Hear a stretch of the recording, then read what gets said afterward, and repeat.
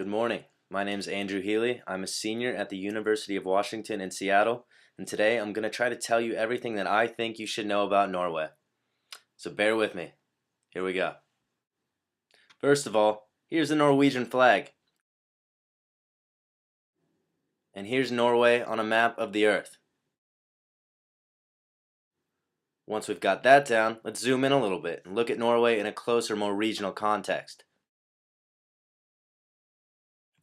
Now that we've got that down, let's look at some key historical moments. 1814, Norway signs its constitution. In 1884, Norway establishes its parliamentary system. In 1905, the Norwegian parliament, the Storting, proclaims independence from Sweden. In 1913, women's suffrage is established. In 1949, Norway joins NATO, the North Atlantic Treaty Organization. In 1960, Norway joins EFTA, the European Free Trade Association. In the 1960s, Norway discovers oil and gas deposits in the North Sea, and in 1971, they begin processing these oil and gas deposits. In 1981, Gro Harlem Brundtland becomes the first female Prime Minister of Norway. In 1993, Norway establishes a new breed of peacekeeping in its efforts to reach an agreement between the Palestinian Liberation Organization and the Israeli government, which later becomes known as the Oslo Accord. Now that we've got a bit of a sense of history, let's move into some of the finer points. Let's talk about Norway's economy. Norway is very wealthy due to its discovery of oil and natural gas reserves in the North Sea. Norway has adopted a policy of processing these reserves slowly, taxing multinational corporations at a high level when trading with them, and selling its oil and natural gas to the European Union. Norway then reinvests these profits into a sovereign wealth fund to generate wealth for future generations of Norwegians. Norway uses the funds to make ethical investments in companies that it thinks are in alignment with its personal values. This sovereign wealth fund actually wields a great deal of power because Norway's wealth is so vast that when it pulls out of a company, it can actually generate real change when Norway thinks that the company is acting unethically. This has happened in the past with companies like Walmart. This fund contributes to Norway's universal healthcare and cradle-to-grave welfare state, and even in the provisioning of budgets for healthcare for visitors. Norway's current climate of wealth is a stark contrast from the 1700s when the Norwegian people were starving and eating grass just to fight their hunger.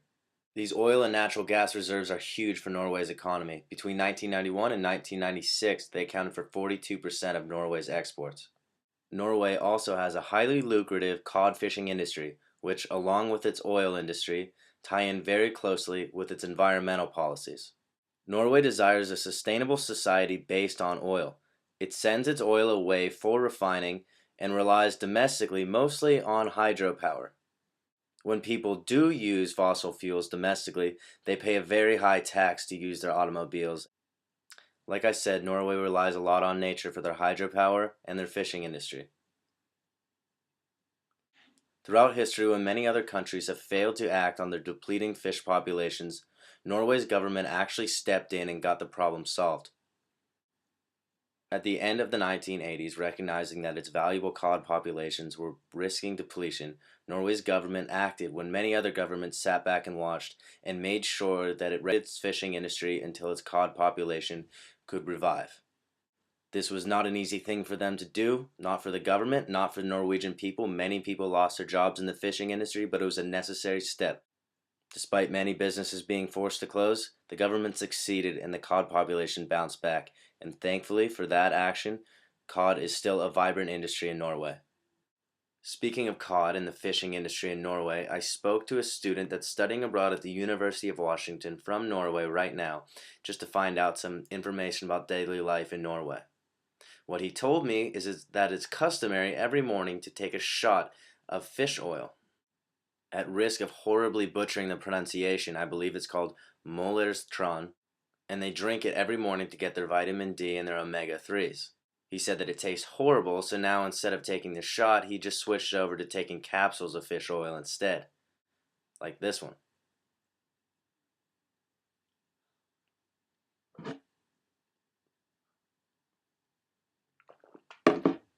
You can sometimes still taste the fish oil, and sometimes it's not a very easy pill to swallow.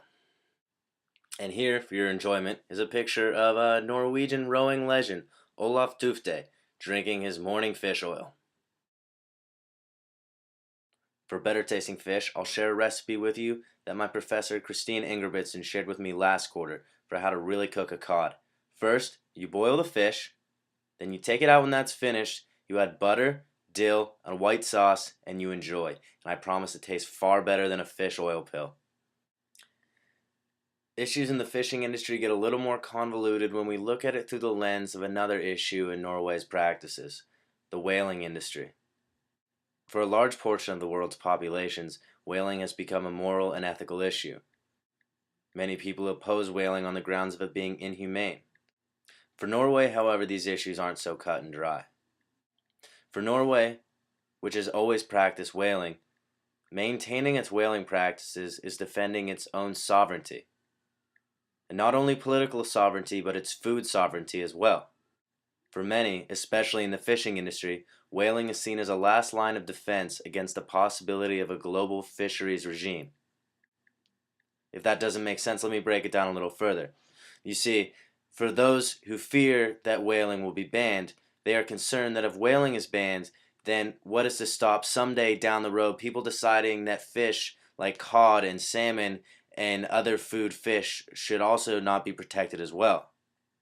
If Norway and its fishermen lose the ability someday to fish, they're losing their sovereignty as Norwegians, and they're losing their food sovereignty and the ability to feed their people. Referencing Professor Christine Ingerbritsen's book, Scandinavia and World Politics, Norway persists in its sustainable whaling in the name of its economic interests and its identity. From a strictly scientific standpoint, Norwegians also think it's necessary to sustainably whale in order to reduce the local whale populations and protect their local fish industry from simply getting eaten by the whales. Despite its politically controversial whaling practices, Norway is a global political leader in many other ways. As I referenced earlier, the Oslo Accord, the peace agreement drawn up by Norway between the PLO and the Israeli government, is something that has been heralded by the US government as something that they could only dream of accomplishing. Norway's method of putting a non-government organization on the ground as a neutral party to get leaders between the two disagreeing parties to sit down and talk face to face was revolutionary in the global peacekeeping arena. The United States would never have been able to sit down and hold this kind of agreement because they simply have too many interests at play. Between the American oil industry and its Israel lobbies, it could never have been able to sit down between these two parties and hold any credibility. It took a small state, a neutral party, like Norway and its non-government organizations, to sit down and actually draw up a peace treaty between these two parties. In doing this, Norway actually went against its own oil interest, further legitimizing its efforts as a peacekeeper. On that note of peacekeeping, Norway has stayed neutral in international wars, and referencing the book The Scandinavian Way and Its Legacy in Europe, by joining NATO in 1949, it ensured that it would guarantee military protection in times of need without actually having to pay for and maintain a standing army. And Norway, of course, awards the Nobel Peace Prize. Alfred Nobel, the Swedish chemist who established the Nobel Prize, left it in his will that Norway would award the Peace Prize. He did not feel that Sweden could legitimately award the Peace Prize given its militaristic tendencies. Norway, on the other hand, was a much more suitable option. To this day, Norway has remained outside of the European Union. The wealth generated from their oil deposits has allowed them the financial security to remain independent. Being able to trade with the EU while not fully having to buy into the Union has given them the financial and political independence to maintain their own societies and exercise full sovereignty over their countries and especially their whaling practices. Norway still remains a key player and a leader in international affairs. Not only has it opened its borders to Syrian refugees, but it is also working actively in the removal and the transportation and the destruction of Syrian chemical weapons. During these trying times in Europe, it has also been supportive of Greece.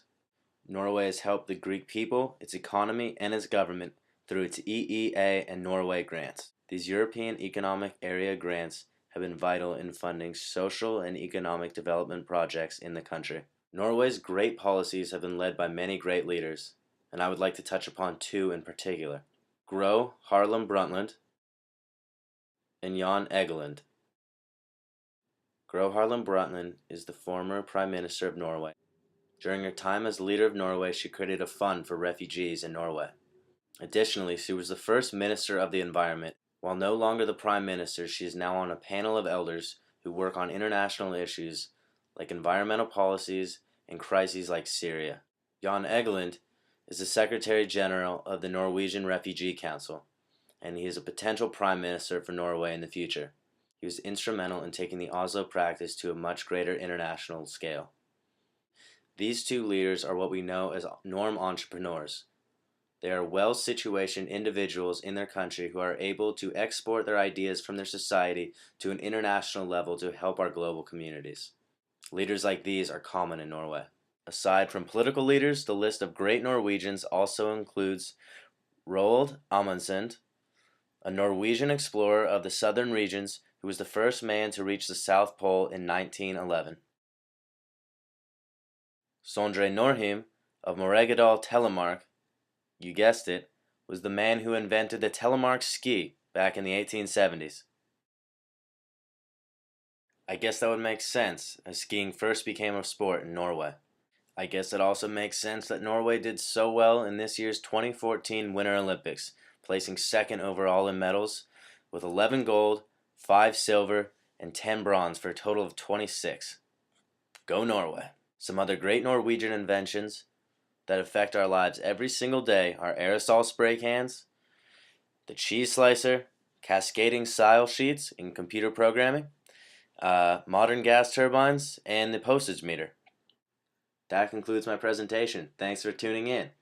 If you took anything out of this, just remember a few key lessons from Norway on how to live a better life. So first of all, be innovative and resourceful. Second, plan for the future. Third, help others that are in need. 4, protect the environment. 5, drink fish oil daily for good health. And 6, never stop skiing. Thank you.